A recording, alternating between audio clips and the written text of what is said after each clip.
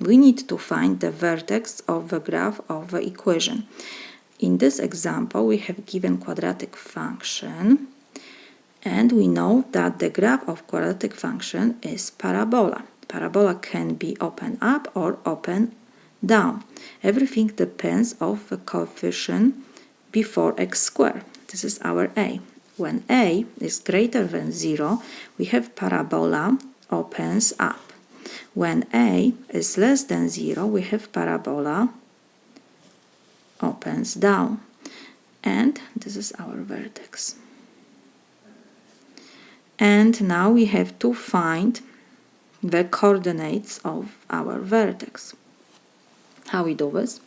Let me remind you general form of quadratic function when we have that y is equal, we can write f of x.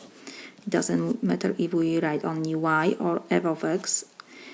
This is equal a x squared plus bx plus c. This is general form of quadratic function. We see that the coefficient before x squared is a, before x is b, and constant is c.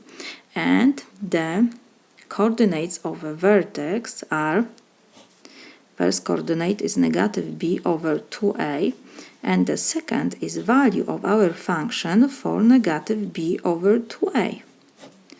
This is first coordinate, this is the second coordinate. In our example, a is equal 1/2. So our parabola is open up. This is our vertex. First coordinate and the second we need to find. So we have a. Next, because we don't have here expression with x, it means that b is equal 0. And constant is c is equal 2. So now we need to find first x. X is equal negative b over 2a. So now we have to substitute to this form b by 0. And negative sign we have to copy, and we have 2 times 1/2 because a is 1/2.